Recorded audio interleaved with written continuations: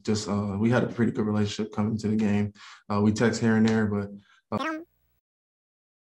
What's going on, guys? 最近レイカーズが調子が良くて機嫌がいいダンクマンヨシです。というわけで今回はレイカーズの Tht ことテイレンホートンタッカーが来てるということで、彼の最近の活躍についてと、それと彼とディレック・ローズがどうやら関係があるみたいで、その辺を今回は彼の言葉を通して見ていく感じです。というわけで今回もお題やりたいんですけど、この Tht について彼が10年後にどのような選手になっているか、そしてどのようなキャリアを送っているのか、だからそのタイプとしては他の選手使ってもいいし、例えばウエストブルックみたいな選手になってて、オールスターも常連でリーグの顔になってるとか、そんな感じでぜひぜひコメントしてください。そして今回ももしこの動画を楽しんでもらえたらチャンネル登録してくれるとありがたいです。それでは本題です。まず最近のレイカーズについてなんですけど、昨日レイカーズは絶好調のニューヨークニックスと対戦して試合は終始接戦でした。そしてこの試合はアレックス・カルーソがポイントガードとして出場したのですが、彼が途中で負傷退場して、代わりにこの Tht が試合のほとんどの部分でポイントガードを務めました。そんな彼は大活躍で、この試合3本を決めて13得点、10アシスト、5リバウンド、そして後から触れていくんですが、延長戦でも大活躍だったと。そして先ほど終わったロケッツ戦、この試合彼はポイントガードで先発として出場して、彼は最終的にシュート9本を沈めて23得点、10アシスト、2スティール、2リバウンド。そしてこの試合もね、終盤ロケットに追いつかれて逆転されたのですが、なんとかカエル・クズマがクラッチシュート決めてくれたね。とレイカーズとしてはここに来てようやく3連勝と波に乗ってきてるのですが、この Tht が好調の要因なのは間違いないですよね。そして今回見ていく Tht のインタビューは、前回のニックスの後に行われた会見だったのですが、レイカーズはこの試合リバウンドでニックスのトータル41本に対して、彼らは53本もリバウンドをもぎ取ったと。その中でも特にリバウンドを頑張ったのがアンドレ・ドラモンド。彼は18本のリバウンドを記録。そしてこの件についての Tht の話を見ていきましょう。Taylor, congratulations, first of all. How big of an impact did rebounding have on this game? Coach always, wants us to, just key in on always getting extra, the extra possessions, the long rebounds and, different things like that. So whenever he, is always emphasizing that to us, we want to just, make sure that we, be on top of it because, if we do that, we'll probably win games. このセカンドチャンスっていうのは味方がシュートを外して、それをもう一回オフェンスリバウンドを取って、もう一回2つ目のセカンドチャンスを作ること。このオフェンスリバウンドに関しても今回レイカーズは14本と、特にさっき言ったドラモンドがね、すごいそのオフェンスリバウンドを狙っているのが印象的でした。そしてこの試合は主力のレブロン・ジェームスはもちろん、現在隔離中のデニス・シュルーダー、そして試合の序盤にアレックス・カルーソもいなくなったのですが、この点について、How important was it to win this game? Obviously, no LeBron, no Schroeder. You lost Caruso early in the game. That you guys still came out and beat a very good Knicks team. Yeah. Coach has been stressing it to us the whole year. Next man up mentality has been, important in our locker room, with the injuries and, the uncertainty that we've been having this year. So just, I feel like, I give all the credit to everybody in our locker room, just staying prepared and, just coming to work every day and, just trusting the work that we've been doing to get the win. いや、本当に彼が今こういった気持ちで頑張ってくれて、レイカーズは本当に救われたと。っていうのは、そのレブロン・ジェームスはもちろん、デニス・シュルーダーも不在、そしてアレックス・カルーソ。こんな状況になるとはレイカーズも全然予想してなかったと思うんですけど、なんとまともなボールハンドラーが今は Tht しかいないと。他にもまあまあ扱える人はいるのですが、やはりこのニックス戦も今回の試合も Tht がボールをコントロールできてたことが大きかったと思います。そしてこのニックス戦は延長戦に行ったのですが、この延長戦で Tht はなんと逆転のスリーポイントを決めたんですけど、その件について。Gotta ask you about obviously that big shot in overtime there. What were you thinking when you let it go? Did it feel like it was going to go in? I was more concerned about, the turnover that I had just had. That was honestly just I was trying to make up for it. Just being in that position, I feel like why not?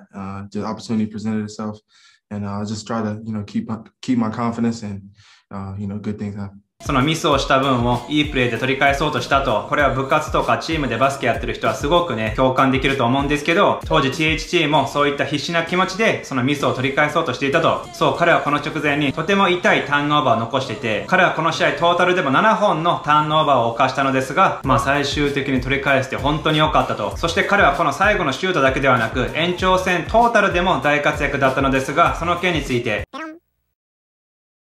With a shot like that, does that add to your confidence? Not to mention you scored 8 of the Lakers' 10 points in overtime and had an assist for the other 2 points. I feel like, it helps, of course, but, I just want to try and keep the same confidence that I've had this whole year.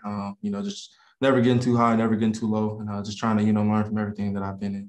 これすごいよね。レイカーズが延長戦に決めた10点のうち8点が THT で、しかも残りの2点に関しても彼が決めたアシストだったと。だからこれは言い換えれば THT がいなかったら負けていたと。もう間違いなくレブロンとシュルーダーが復活した後も、彼はプレイントーナメント、そしてプレイオフでもキープレイヤーになってくることは間違いないかと思います。そして THT は現在、チームのレブロン、シュルーダー、カルーソがいない中、メインでポイントガードを任せてもらってるのですが、その件について。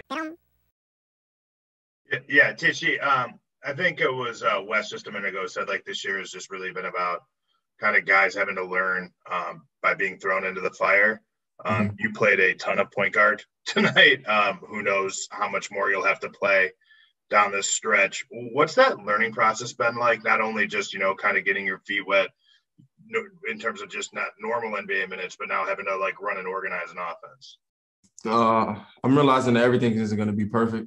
You could try to, but if you try to be perfect every time and you hold it over your head, you're gonna stress yourself out. So I just feel like just trying to make the right decisions, every time down the court is something that I, focus on just learning. And I feel like that's just gonna help me. As long as I keep doing that, I feel like I only get better from here. そのポイントガードだからボールをね、他の選手よりもたくさん持ってる分、ターンオーバーを犯す確率も高くなってくると思うのですが、その分これを経験にしてね、1枚も2枚もレベルアップしてほしいなと。そして皆さんお待ちかね、この THT とディレック・ローズについて。Being from where you're from, going to the high school that you went to, what did it mean to you personally to hit that shot? With Derrick Rose trying to guard you?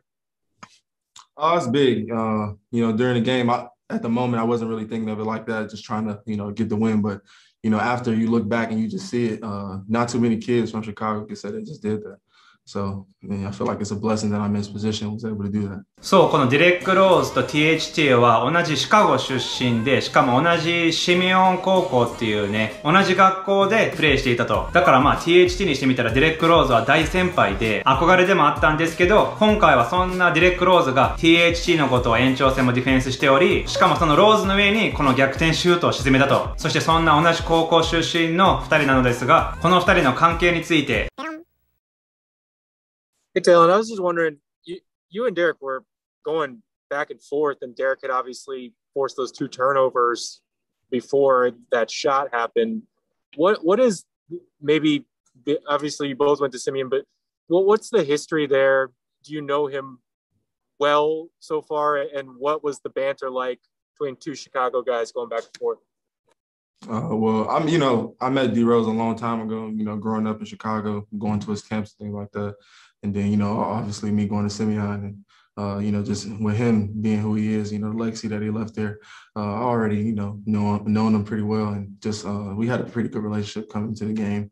We text here and there, but, he's always keeping competitive when we're on the court. And I just try to learn, from him and just from myself while I'm out there. やっぱりそのメールでやり取りするぐらい仲がいいんやね。なかなかその同じ高校同士で NBA でプレーしてるっていう例はないと思うんですけど、だからそういった意味でもローズにとっては可愛い後輩というか、可愛がってると思うんですけど、そんな2人が今回対決したと。そしてさっき彼が言ってたように、THT は当時ローズのキャンプに行ったりと、かなりローズのことに憧れていたんですが、その件について。